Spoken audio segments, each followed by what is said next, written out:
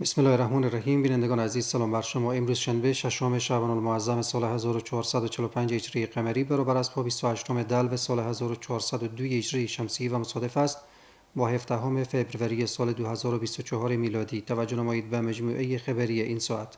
در آغاز سرخط خبرها. آغاز کمپاین غرس نهال در ساحه کمربند سبز شهرک صنعتی هرات.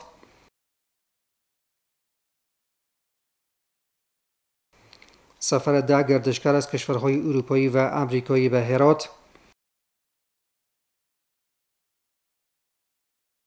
و بازداشت 3 تن در پیوند به حمل و نگهداری سلاح غیرقانونی از سوی نیروهای امنیتی هرات. مشروع اخبار. کمپاین غرس نهال در ساحه کمربند سبز شهرک صنعتی هرات آغاز شده است. قرار است تا در این کمپاین هزاران اصل نهال زینتی که در همکاری با صنعتکاران در شهرک صنعتی هرات تهیه شده در ساحات اطراف این پارک صنعتی که در جوار شارای هرات قندهار نیز قرار دارد از سوی شاروالی ولسوالی گذره این ولایت غرس شود. شعیب جلالی گزارش می‌دهد. برنامه آغاز کمپاین غرس نهال در کمربند سبز شهرک صنعتی هرات قرار است تا در سال جاری و فصل نهالشانی در این ساحه که متصل به شاهراه هرات قندهار نیز می باشد نزدیک به 3000 اصل نهال زینتی که از سوی تجار ملی در ولایت هرات تهیه شده از سوی شاروالی ولسوالی گذره این ولایت غرس شود. انشاءالله پروش که الحمدلله نهال شونی وسو دا کمربند سبز جوړ سو او په دې کې ډیر مصارف ولګېده او الحمدلله دا درته ویلی سو چې یو نهال هم نه دی ضایع سوی او د دې سیستم ټوله پیپ کشي او لوله کشي کړی چې اوس انشاءالله په ټانکر په اوبو هم نه وبیږي بلکې لوله کشي د سیستم ورته جوړ سوی چې انشاءالله په آینده کې به دا د ټول ښار دپاره یو تفریح وي او د ټول ښار دپاره به دا یو کمربند سبز.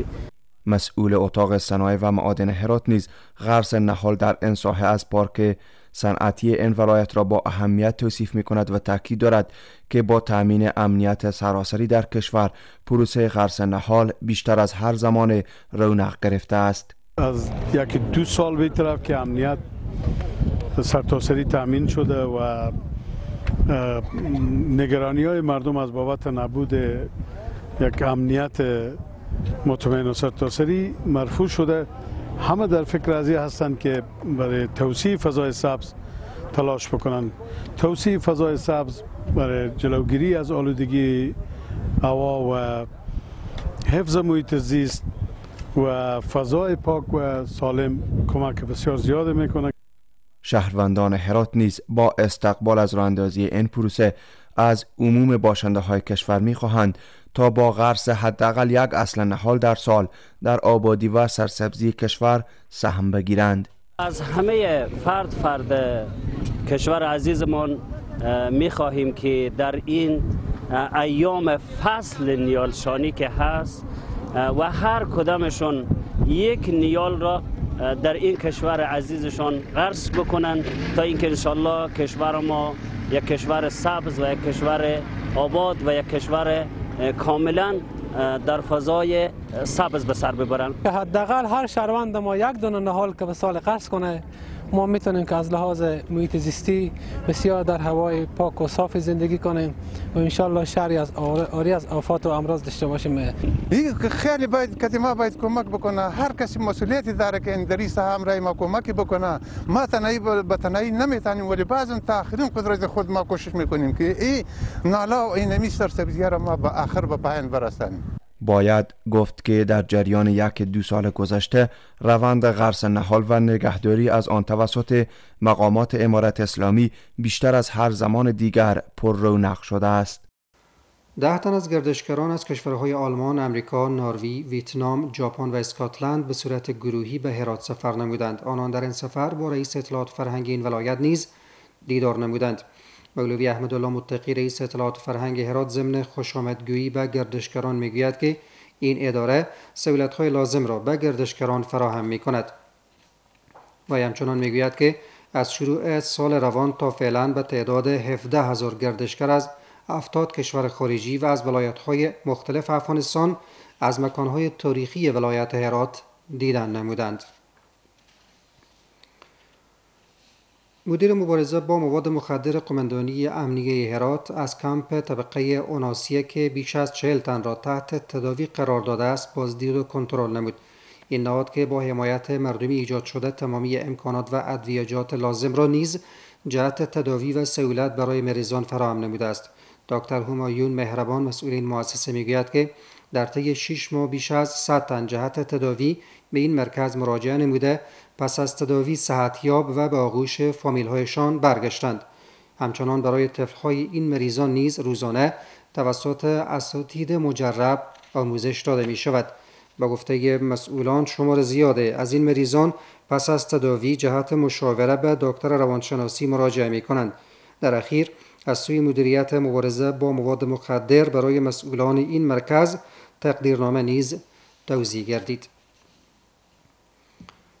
یک تن در پیوند به سرقت از سوی نیروهای امنیتی هرات دستگیر گردید. پرسنل قماندانی امنیه ولسوالی کهسان ولایت هرات یک تن را در پیوند به سرقت یک اراده موتر طی عملیات کشفی به طور بالفعل از مربوطات این ولسوالی بازداشت نمودند.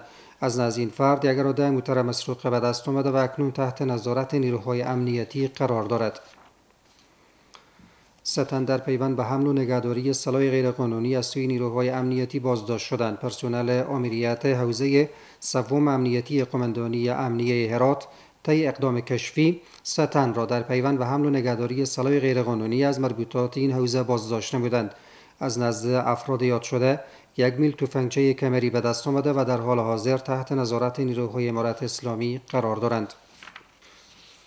به 2 اطلاعیه نیز توجه نمایید. اطلاعیه قماندانی جلب و جذب اردوی ملی ولایت هرات. به اطلاع آن دست فارغین صنوف نهم مکاتب مرکز شهر و ولسوالی ها و مدارس دینی ولایت هرات که خواهان شمولیت به صنف دهم حربی شاهنزه سال تعلیمی 1403 مربوط وزارت دفاع ملی را داشته باشند رسانیده می شود که سر از تاریخ 5/8/1445 مطابق 25/11/1402 جهت ثبت نام به قماندانی جلب و جذب اردوی ملی اسلامی ولایت هرات واقع در غرب باغ ملت مراجعه نمایند. شرایط ثبت نام: شاگردان مکاتب وزارت معارف که امتحان صنف نهم را سپری و تصدیق وزارت و تصدیق فراغت را داشته باشند در صنف دهم حربی شاهنزه جذب می گردند. داوطلبان دور 5 مدرسه رسمی دینی که سندشان از سوی ریاست معارف ولایت هرات تایید شده باشد می توانند نیز ثبت نام نمایند. داوطلبان دارای تابعیت و تذکره اصلی باشند، سنشان 16 الی 18 سالگی را تکمیل نموده باشند، مجرد باشند، به مواد مخدر معتاد نباشند، مرتکب کدام جرم سیاسی و جنایی نشده باشند، به دیسیپلین و قوانین قماندانی حربی شاهنزه پایبند بوده و نیز نمراتشان از 70% کم نباشد. این داوطلبان می توانند همراه با 4 قطعه عکس رنگ‌از تاریخ 25 دلو سال جاری جهت ثبت نام به مرکز جلب و جذب ولایت هرات مراجعه نمایند. شماره های تماس 0793 15 32 93 070 68 53 348 و 070 74 69 765. اطلاعیه میدان هوایی ولایت هرات. انستیتوت هوانوردی ملکی از تمام فارغین صنوف 12 بخش ذکور که دارای سند زبان انگلیسی نیز باشند جهت اشتراک در امتحان اختصاصی سال 1403 در این انستیتوت در رشته‌های ترافیک هوایی، تکنیک و هواشناسی دعوت به عمل می آورد تا فرم ثبت نام را از تاریخ نشر اعلان مدت 3 یوم از ریاست میدان هوایی بین المللی هرات به دست آورند.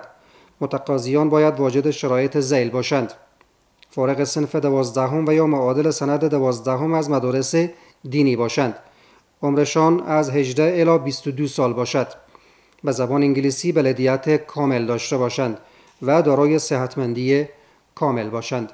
بینندگان عزیز، این بود مجموعه خبری این ساعت. توجه کنید به وضعیت هوای شهر و چند ولسوالی ولایت هرات.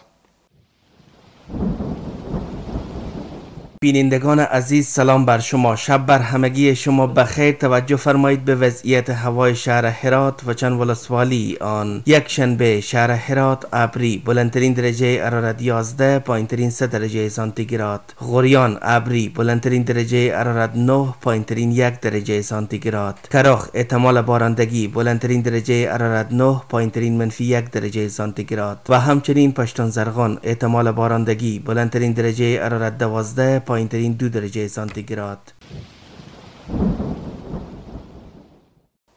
و در پایان مرور مجدد داریم بر سرخط خبرها. آغاز کمپاین غرس نهال در ساحه کمربند سبز شهرک صنعتی هرات.